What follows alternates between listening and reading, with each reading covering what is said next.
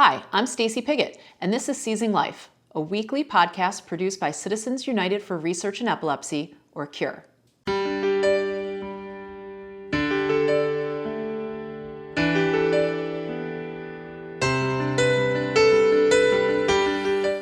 Today, I'm delighted to have Gardner Lapham with us to shed light on the epilepsy health crisis in the developing world and the steps that are being taken to address it.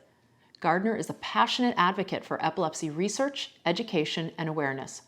Her background makes her uniquely qualified to speak with us about this pressing public health issue. She is a registered nurse with a master's in international public health, and after losing her 4-year-old son Henry to sudden unexpected death in epilepsy, SUDEP, she became actively involved in epilepsy advocacy. She is a longtime friend, supporter, and board member of CURE, serving as our board chair from 2013 to 2015. She currently sits on the International League Against Epilepsy's Global Outreach Task Force, as well as the International Bureau for Epilepsy's Communication Task Force. Gardner is a trustee of the Band Foundation that is supporting advocacy efforts on Africa.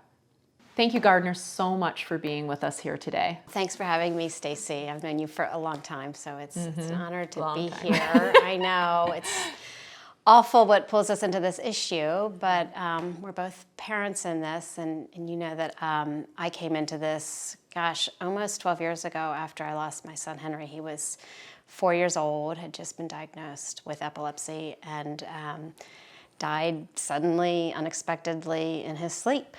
And I had no idea you could die from a seizure. Soon thereafter, that horrible event, I found CURE, and its mission really resonated with me. I flew out to Chicago to meet with Susan and to meet with the staff, and I got taken with the organization's work, especially the investment in the SUDEP research space. So I quickly became a member of the CURE family, and have been along for the ride and been part of this movement ever since.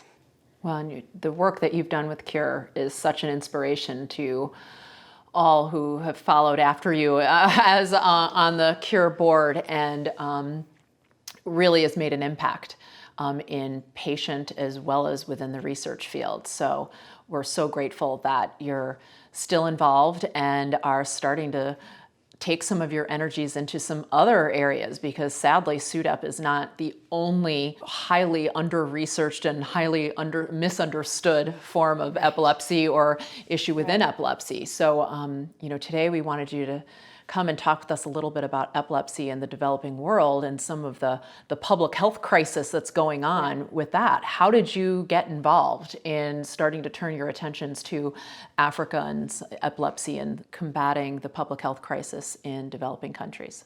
You're so right. There's so many layers to epilepsy that we don't talk about and we don't know about, and so much of it hides in the shadows. And so for many, many years, I was truly only focused on what was going on within our own borders. But my background is in international public health. So I, over time, started to wonder more and more, what goes on with epilepsy in developing countries and low and middle income countries? And in recent years, I've learned more and have become increasingly shocked and horrified by how much of a public health burden epilepsy carries. So more than 50 million people worldwide have epilepsy. 80% of these people live in low and middle income countries.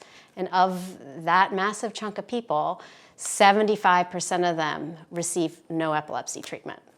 I mean, the discrepancies of care and treatment in our world are just tremendous. And yes, I know that is true for so many diseases, but somehow it's even especially more true for epilepsy.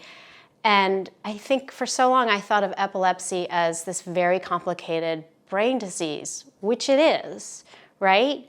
But what is astonishing to me is 70% of people with epilepsy can be treated with medicines that we have had around for a really long time and that are very affordable.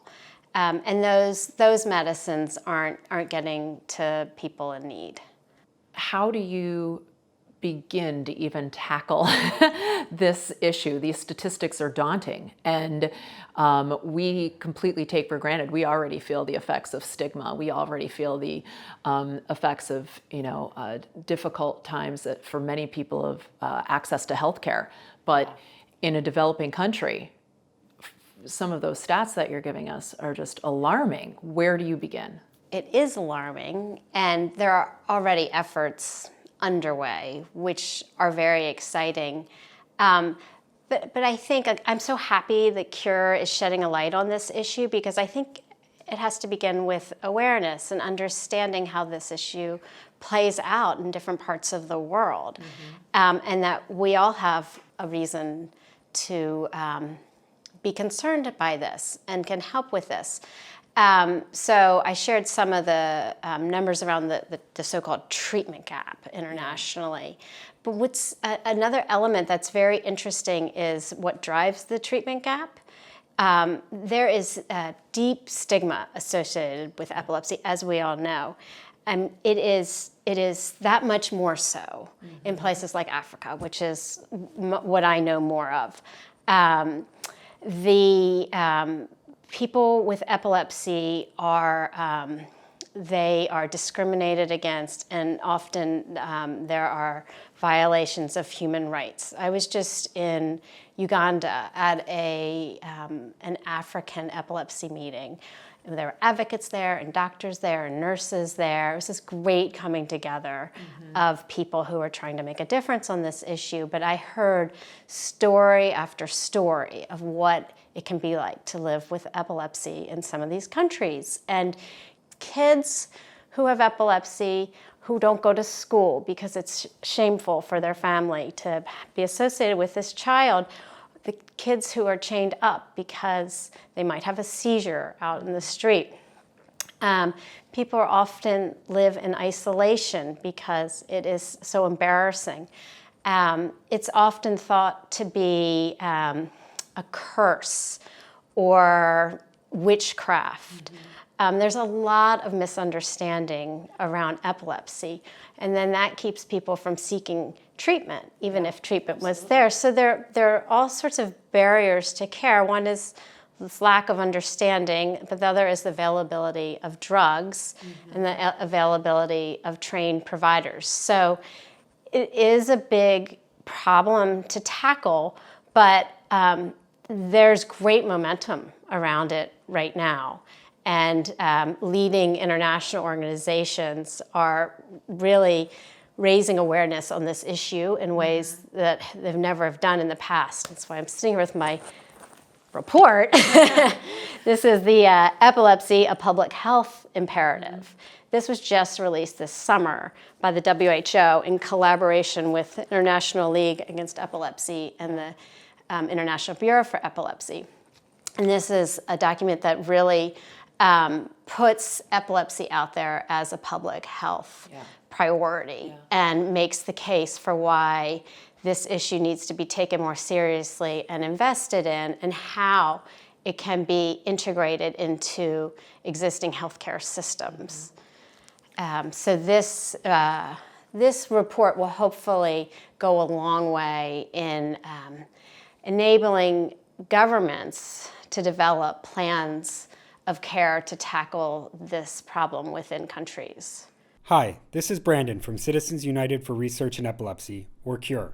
Since 1998, CURE has raised more than $70 million to help fund more than 235 research grants in 15 countries around the world. Learn more at cureepilepsy.org.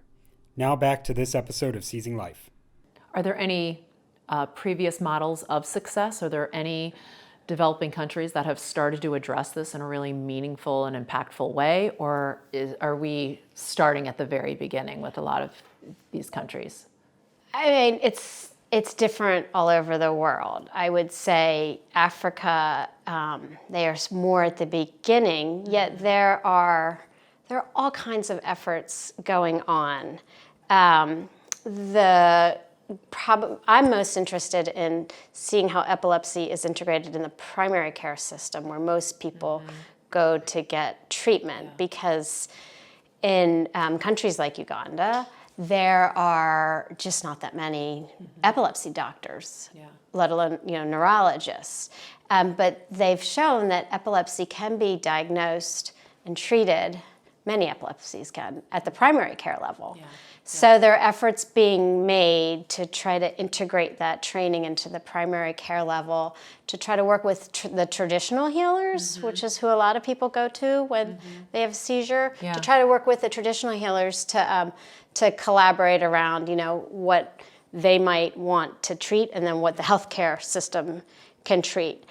I think maybe what is gives me most hope, and I think this might resonate with you too, is the power of advocacy. The advocates that I met in Africa, they're amazing. Against all odds, people who finally get some treatment and are able to come out with a condition that's so stigmatized and talk about it and start organizations with very little resources.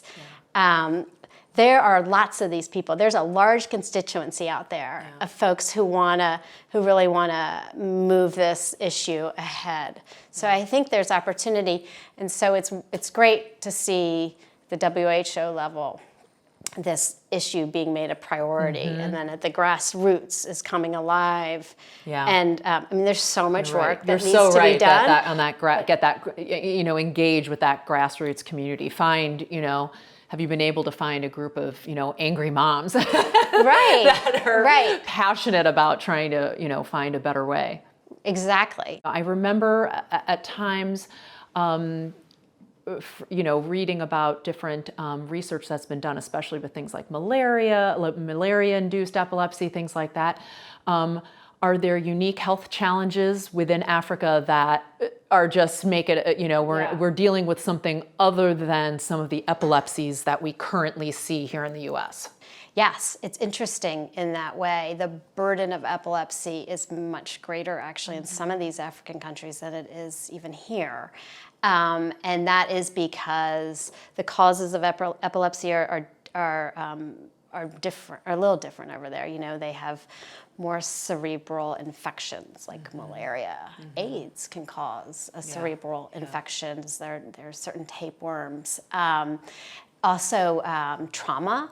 We talk at Cure a lot about head trauma, and you all are investing a lot in it. Head trauma is a common cause of epilepsy. Road traffic accidents are a huge problem. But reproductive health care is also a real challenge. And so births that maybe don't go so well, and the infant ends up with a head injury that can lead to epilepsy. Stroke is also a very common cause of epilepsy too. So epilepsy is more prevalent, and the mortality and the morbidity of untreated epilepsy is also much greater. So in many ways, it's an even more urgent problem. And what's interesting too on the international scene, they talk a lot about preventable epilepsies. And we don't talk about it as much here in the same way, but they say in low and middle income countries, 25% of epilepsies could be prevented from some of the causes we just talked about. So it is truly a public health problem, and I think for so long we haven't thought of it as a public health problem. But it is. Yeah. What can an organization like Cure do to help support these efforts? Well, this is great. I think bringing awareness to this, because we don't talk about it so much in these terms, and thinking about these issues and how they play out overseas and how we can be advocates for them here and talking about them with other organizations and others who could be the private sector that might be able to intersect on this. There's lots of opportunities to engage on this, and I think we're here just sort of figuring out how to do this. And I think the U.S. government has a real opportunity to be a leader on this within the WHO and working to champion that more resources go towards creating, an action plan for epilepsy is sort of what the next big push is at the WHO level. Are you able to share what the Band Foundation is currently funding or looking at funding at this point? Sure. We're funding a pilot project in 6 African countries right now. Wow, and that's awesome. It's really awesome.